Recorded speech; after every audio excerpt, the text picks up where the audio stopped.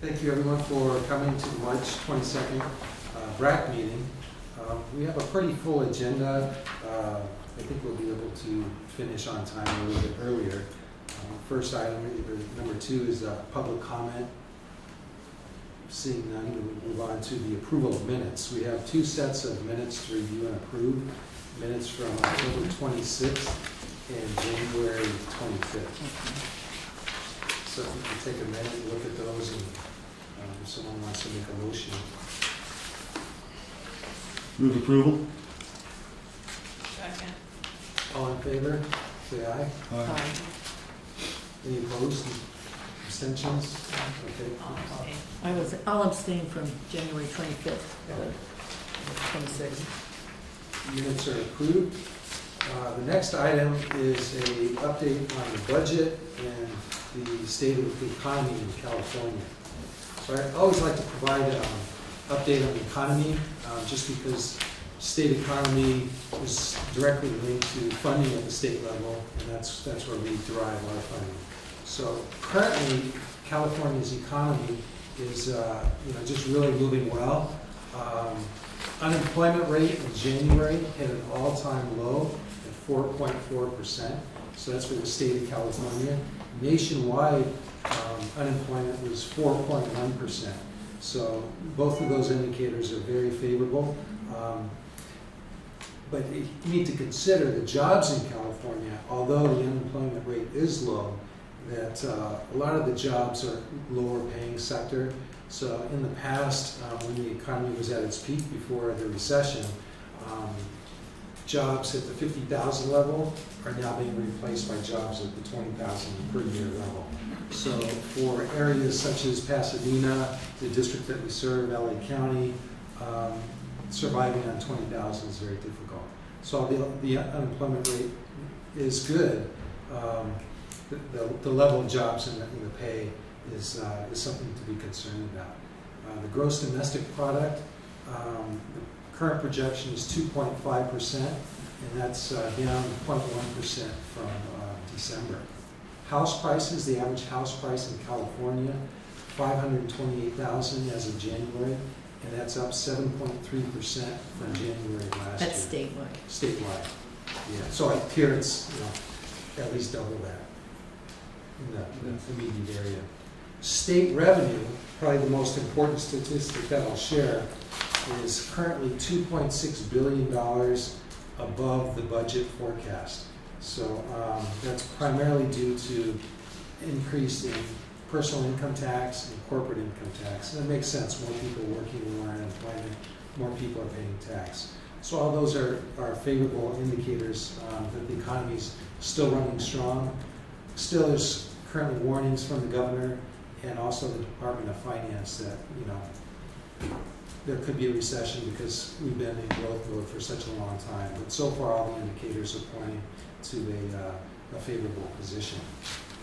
The governor released the budget in January, and so far we haven't received any revisions to that. We should receive an update in mid-May, and then another update when the budget's actually signed into law sometime near June 30th. But included in the budget that was released in January's COLA, 2.51%. So we're hoping that stays.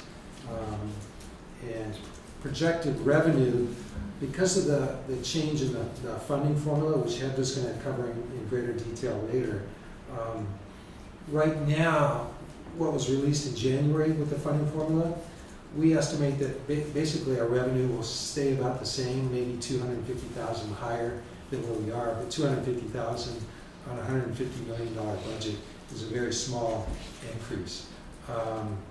But That's excluding COLA? the provision for COLA and with the new funding formula, so the first year of the new funding formula, there's something called hold harmless. So based on the new funding formula, if you're not reaching the same level, then you'll still get the same level of funding that you got in the current year. But if you are receiving the held harmless funds, you will not receive the COLA. So if you're receiving more money, then you'll get the COLA. Then you get the COLA. Then you get the COLA. Yeah. So it's in the funding formula that was released in January. I mean, It's gonna change, probably change a couple times before we get to June 30th. There's a lot of people saying, slow down, let's look at it, let's figure out what we're doing. But then we have the Department of Finance and the Governor's Office who are very adamant that they want to move forward with it. And this being the last year of the governor being in office, he'll likely get support to move forward with it. But we just need to wait and see at this point in time. But it's really the governor is the one that's pushing for this new formula, right? Yeah, it's really the governor. So when the new governor comes in, could change, could remain the same. But the governor's motivation is just to have more accountability for colleges with the funding that they will receive. Very similar to the K-12. K-12s are funded with the local control funding formula now. So it's more of making sure that colleges are getting results for the funding that's received. That's why Eva's going to go to this. I don't mean to steal your thunder, Eva. But the way it is currently we're funded, we get a base funding and then funding per FTES. Right. So with the new model, 50% of the funding will come based on FTES, 25% based on completion, right? So transfers, degree completion, that'll be directly linked to certificates, that'll be directly linked to funding. And then the remaining 25% based on economic conditions of the district, of the area of the district served. And so it's simulations have been released, and again, Heather will talk about this more. But it's just very fast to implement something like this. Currently, funding is based on SB 361, and it's been that way for I think 10 or 12 years. So it's a long time. Well, isn't part of this because, the growth model becomes kind of unsustainable at certain periods of time? It's hard for the colleges to keep growing and growing and growing if the population is not. Yeah, you look at factors like the population, unemployment rate. So right now with unemployment rate low, people have potential students could be working, earning a living, or they can be going to school. So it does definitely have a cyclical effect that's difficult to manage. Usually we receive more funding when we don't have as much students, Right. and then when we have the students, there's cutbacks because there's funding not available. Right, because the state doesn't own it. Yeah. But the real problem is still how low our FTES rate is. Because we're getting, a third of what K-12 gets? Oh, yeah. And that's the real funding problem for community colleges. That's the funding. We get about $5,500 per FTES, where you look at K-12, depending on the district in the community served, could be close to 10,000, maybe even a little bit more. If you look at CSUs, more, UCs, 20,000, per student. So we're definitely a bargain, but we should be receiving more.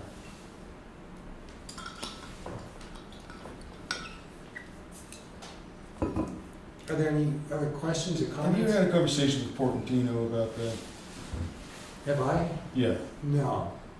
I think that's a good conversation. Yeah, absolutely.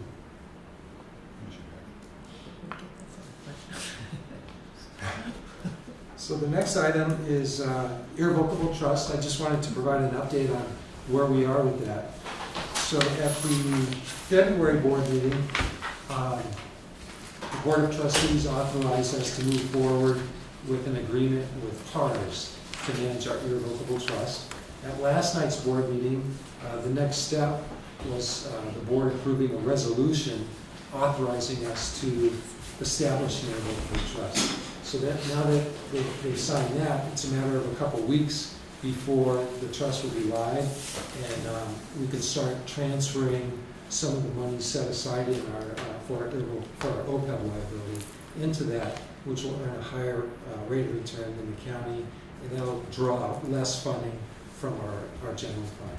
So currently we have set aside about $14 million for our OPEB liability, which is about $33 million. But We'll do a careful analysis on how much we recommend to the board to transfer. I'm thinking initially, it's probably gonna be in the neighborhood of maybe $3 million, get it set over. Because once you transfer the funds over, it's not, yeah, you can't get it back. But, you know, we do have expenses related to our OPEB liability of close to $2 million a year. So setting aside $3 million, you know, we could easily use that up in a couple of years. But the idea is to build more of a balance, earn higher rate of return, and that draws less from the general fund. So, I mean, the idea is to not touch that 3 million and add to it if possible down the road, Exactly. until it has income equal to our actual yearly liability. Right, that's the idea. And what do we expect the PARS interest, the PARS rate would be? Right now, probably about 5-6%. Oh, Compared to the county, we're earning less than 0.0. 1%. Yeah, yeah. Yeah, just to put it in perspective, our balance is $14 million. Last few years, we looked at how much interest we earned, and the max was $100,000 in 1 year. It's like less than 1%. Yeah. So this will be a huge benefit. I can see it generating $1 million within a couple of years Uh-huh, on an annual basis. uh-huh. Yeah. And that's just that much less that we need to allocate for that general fund. Right. And if you don't touch it, but at that rate, about every 6 years it doubles, right? Yeah, yeah, So it could be actually funding the entire obligation that's in the the goal, foreseeable future, yeah. self-sufficient. And then you can give that money to the faculty. Sure. And the classical I like staff, to too. wait to think. But you don't get off. And any questions on the irrevocable trust? No? Okay. So the next item is the bookstore. Again, I just wanted to provide an update where we are with the bookstore. So at the February board meeting, the board authorized us to move forward with Follett. We did an RFP, 2 firms applied, and we interviewed both firms, and the decision was made to move forward with Follett. Follett's the largest bookstore management company for colleges and universities. First year guaranteed payment to the college will be $950,000. And if you want to compare that to operating results currently, our current net income from the bookstore over the last couple of years has been $100,000 to $200,000, very low. So in the first year, we'll get $950,000, which a portion of that goes to our associated students, so it's a big benefit for our students.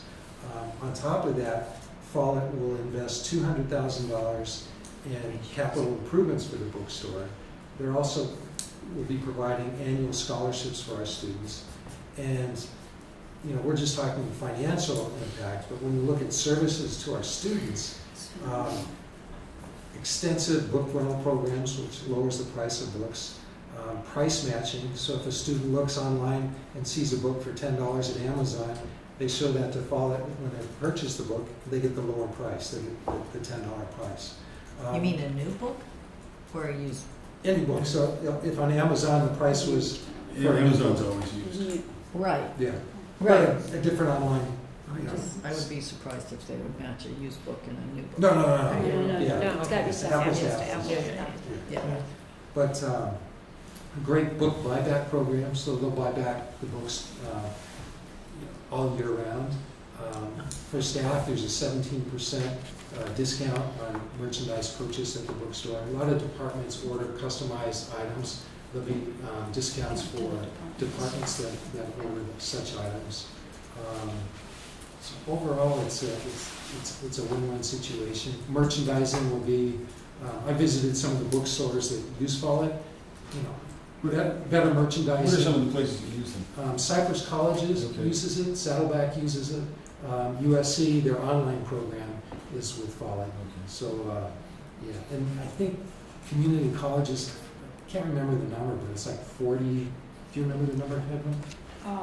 Number, Not off the yeah, top of the head. it's a significant number of community colleges that use it. So we'll still have the brick and mortar bookstore? Oh, It's yes. not like- Oh, yeah. Okay. Yeah, Because yeah, I think, you know, for some students who don't have computers or don't Oh, not do no. well. Oh, yeah. I think we should make it 7-Eleven.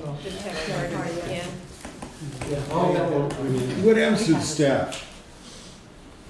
We're currently working with the staff to try to find opportunities within the college. So we're gonna try to absorb them? Yeah, Absolutely. yeah, four. It's four. yeah. So we're, looking at opportunities, and I really can't go into liberty as far as Yeah. the specifics, but I think wheels are already in motion for Okay. them. Yeah. And when would this be effective? July 1? We're looking at sometime Real quick. mid-May. Oh, really? Actually, if I may add, 10th and 11th, they're closing the bookstore for inventory, and the 14th of May, it's theirs. Okay. They're operating it, Okay. operationally. And then there'll be, then they gotta put their system in, Mhm. and as it goes, there'll be more stuff for the students online. Okay.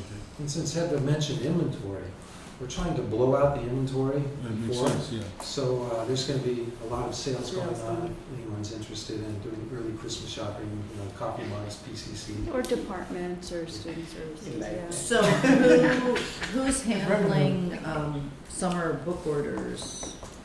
It depends when the adoptions are. They're working with Leslie on the adoptions. And I don't remember the timing of it, but if it's, I forgot the exact cutoff dates, but if it's around when they take over, they'll handle the adoptions. Okay. So Leslie's providing them a lot of information. So I'm really happy with the direction we're going with that. It's- No, it makes a lot of sense. Yeah, yeah. I mean, they're experts in managing bookstores. I mean, that's what they do. So we can expect a lot. Very professional, very.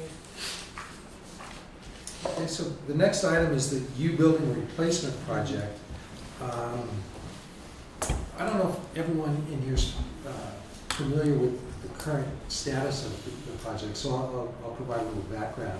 So originally, the project was submitted and approved as a 100% funded project from the state, but included in the January budget release from Sacramento, from the governor's office, it identified 2 projects where match would be required.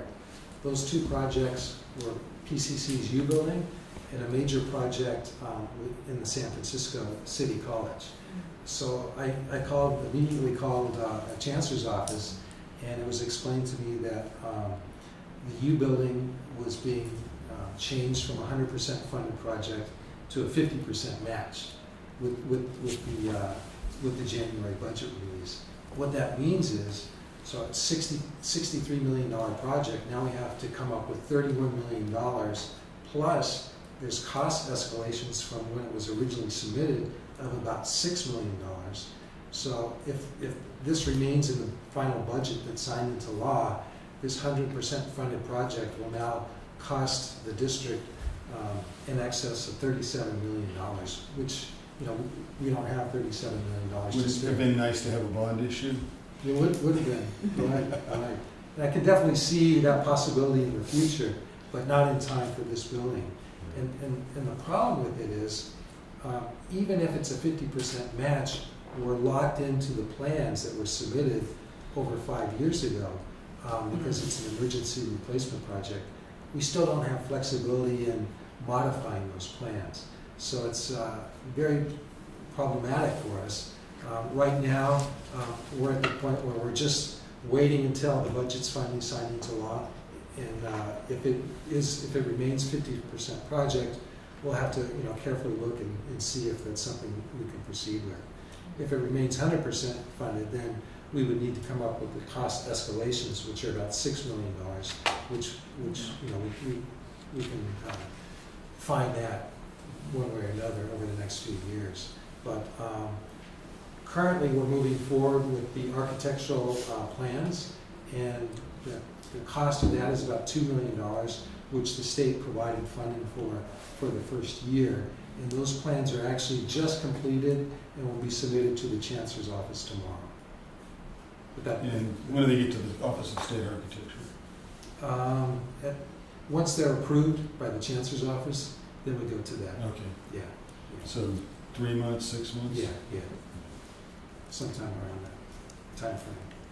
Can I ask a question? Sure. Would there ever be a possibility that if the college did go out for a bond, maybe the choice would not would be not to use the money from the state, because then we could make the building that we actually need, as opposed to How, taking on something that doesn't really fit. see, the building itself may not meet all of our needs, but the way I look at it is we're building this building that could be viewed as phase one, and then when we have local bond dollars, we build phase two, which could be a building right next to it or another building to meet our. And you've got the science village that you could probably move nursing or some of your other big programs into it for a while. Science Village is a huge asset. So Yeah. it's 45,000 square feet of temporary swing space. So if we do pass a bond, which I think it's likely that we will, but the problem is the timing with the bond. So the earliest we could have a bond passed is probably within 2 years, more likely 4 years. But we need to move on the U building now. So if the bond had passed, then that's something we could look at. But if and when we do pass a bond, we'll have other building projects going on. We have all this valuable swing space that can support all our different programs while buildings are being renovated or new buildings are being built. Swing space is a huge expense for, bond programs, 10, 20-year bond programs. We already have it in place. So it's a significant asset for us. So that's where we are with the U building. So I'll turn the floor over next to Hedda, who's very excited about talking about the U building. Tremendously. Exciting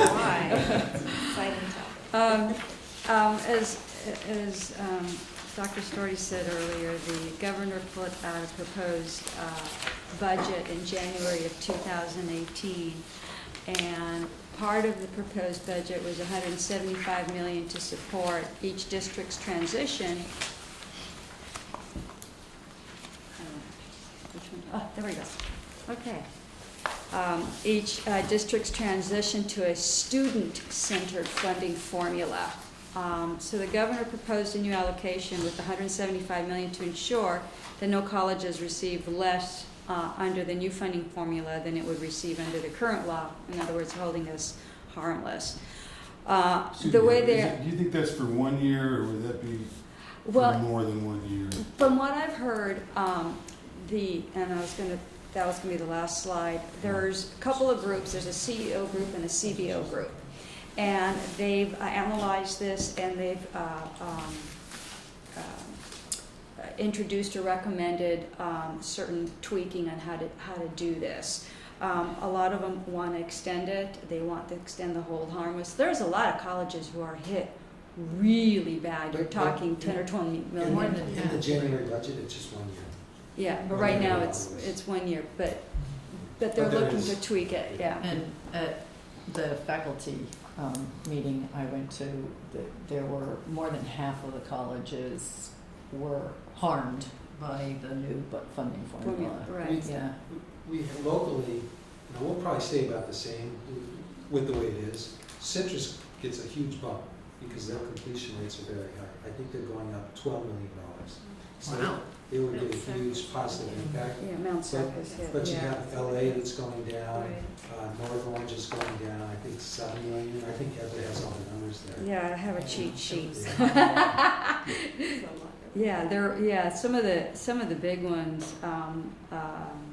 local, like Glendale is going to go down like almost 12 million. 12 million for Glendale. Glendale, you're talking almost 14% of their general fund budget. You have, you were saying, yeah, Citrus was going to go up almost 18%, another 12 million. But you're gonna you have people like it's all over the place. Foothill De Anza is going to go down 14 million. Some That's of the these. old formula, or is this? This was on the Department of Finance their simulation. Okay. But this is Using- the one you're talking Right, about. under this proposal. Oh, this is under the one. Yeah, Okay. yeah. North Orange, as you were saying, in total, almost 18 million. So And they're begging to from a- extend it because they need Yeah, time yeah. to From a figure. sustainability standpoint, how could you do that to In different one- colleges? Yeah. One going up In 1 12. year, yeah, they have Yeah. 1 year to do that. Accountability is important, but you have to phase it in so it's not like devastating. And I think it's unlikely that Governor Newsom will be as much of a budget hawk as Governor Brown. Yeah. Is he going to predict Can I it? just get a clarification on this? So So- what we're looking at today, is this the funding formula from January? I heard there was a new This is tweak what was to for- this they last week haven't, or so. I haven't seen, this is from the proposed budget in January Okay. and the Department of Finance simulation and their trailer bill that came out. And That's what I'm putting there's been a on. lot of groups working on it, Right. working on adjustments, Mhm. but this is like the most current that's been issued Right.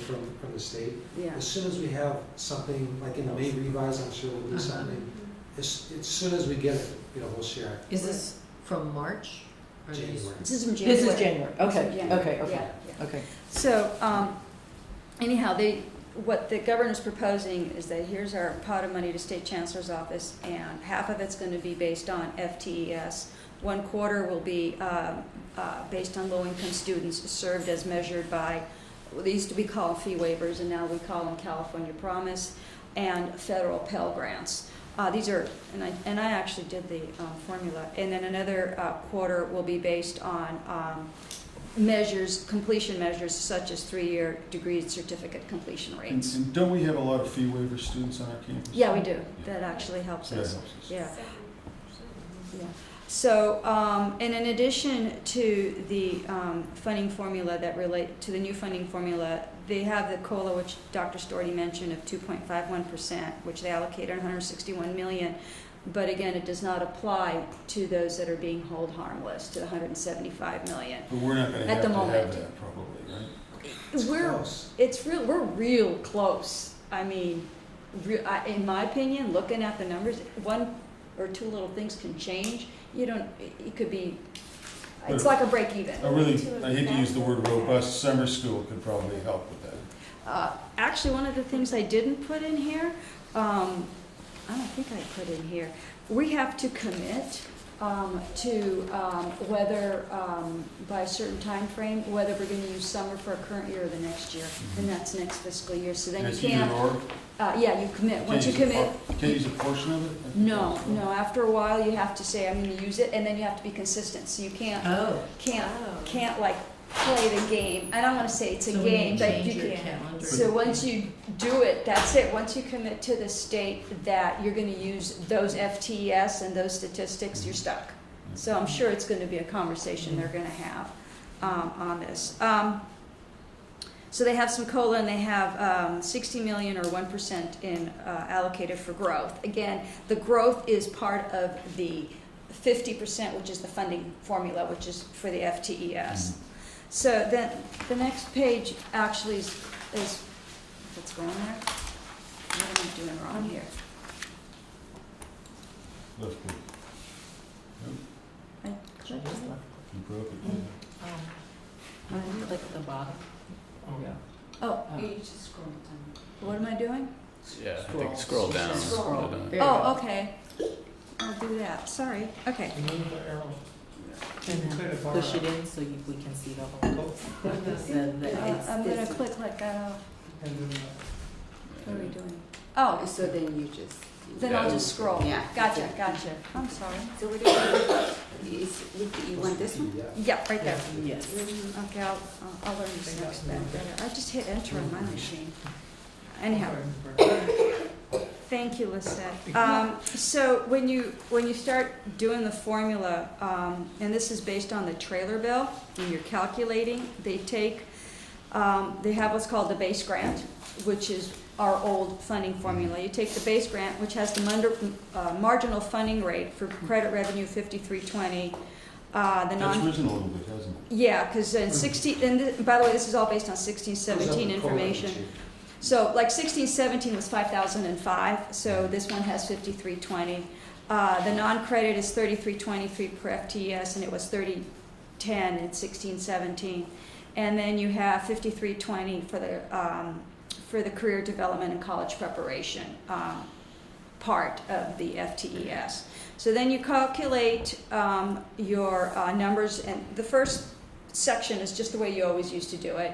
But then you take that and you multiply it by 45.2%, and that's your quote-unquote 50% of the apportionment, okay? Then the next quarter, which is called a supplemental grant, you take 25 point, don't ask me where they came up with these numbers, by the way. 25.07% of the FTES rate calculation computed, multiplied by the number of students who receive fee waivers. And you take 40% of that same formula that you just calculated and multiply it by the number of students who receive Pell. The next part, you continue, is the next quarter, you take the Student Success Incentive Grant.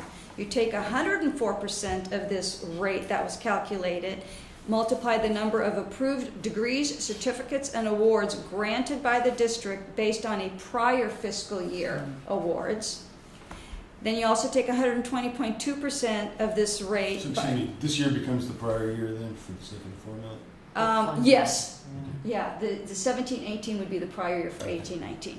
And then you would take 120.2% times the number of students who completed a degree certificate transfer in 3 years or less in the prior year as defined by the scorecard. All of these are usually found in the data mart that you have at the State Chancellor's Office. And then you have 18.35% of that same number by the multiplied by the number of associate degrees for transfer degrees granted by the district. There's a lot of pluses and minuses and decreases, and sometimes there is in our case. For instance, we had a 14-15 higher Pell and BOG than we did in 15-16 when they calculated this, which was the 15-16 was a prior year. But then they also looked at 14-15 and they said, oh, okay, you had higher, we'll give you a higher amount. So they may decide to do a 3-year average, they may decide to do a higher up, but I'm just telling you what they're doing. Anyhow, bottom line is Dr. Storti says in the funding formula that the DOF used, we have $200,000 extra that we would have received in that formula, give or take. Not really clear how it's going to shake out. As I mentioned earlier, there's 2 different work groups providing recommendations of their interpretation of the formula to the State Chancellor's Office. As soon as we hear any type of update, we'll provide an email. And those are the 2 work groups, the CEOs and CFOs? CBOs, yeah, a lot of CBOs. So, and there's a lot of people who are not happy. All of the CEOs, with a few exceptions, and all the CBOs. Yeah, I can only think of a handful that would be really happy with it. Oh yeah, we'll go for it, But that's basically it. Okay. Thank you, Heather. Welcome. But I think I know where the numbers come from. I think they started out with a hard number, like 175 million, and made all the formula fit for that. I was looking at this, I go, where would they get this number from? Yeah. I think Rod's onto something. Yeah. Is that called reverse engineering? Yeah. You take take a product and work backwards. Okay, so the next item is just to take a look at our future meeting dates. And, so our next meeting is on April 26th. And that really concludes the meeting. I have a question Sure. about, I noticed at the board meeting, in the board packet, there were a number of areas that had budget augmentations. Yeah, you had like our categorical programs, DSPS. BSI. Yeah, So- what happens is when the state initially does the budget, usually they'll allocate 95% of the budget out for the different categorical programs. And that's because they're kind of holding back depending on how the economy is flowing. And if revenues continue to flow in the economy, then they'll distribute the remaining portion of the budget. So usually around October, we get adjustments, and even as late as now, we'll get notification from the Chancellor's Office that they are releasing additional funding for the different programs. So that's Were they all categorical programs? I believe so. Yeah, they were. Yeah. Some of them, the departments, if I may add, some of them they actually request, like the SPS for the hearing, they requested more funding for, that there's a need, and they got it. For the interpreters. For the interpreters. So some of them they request and if there's money left over, some people don't use all their money from the Yeah. prior year, they may allocate it this year. Some people don't need it, so there's a, like FTES, there's a reshuffling. That's, Some of those. that's a big piece of it. So like the different programs, like the DSPS, if one district doesn't use all of their funding, they have to give it back. Oh, And Mhm. then you redistribute to the colleges that either spent more or they put in or requests. requested more. Requested more, Okay. yeah. I didn't get So it. it's important to use all your money before everybody Yeah. else's. I think, Yeah. doesn't everybody know that? They try, they try, Yeah. yeah. Yeah, we have Bridget, who oversees our grants and categorical programs. You know, she's dialed in with her team on where we are with each one of those. She does a great job. Her staff has several meetings with the grant managers. Yeah. She works with them, Just keep them on track, let Yeah. them know. very close relationship with them. Any other questions or comments? Okay, Move adjourned. okay, thank you. All right, good meeting, thank you.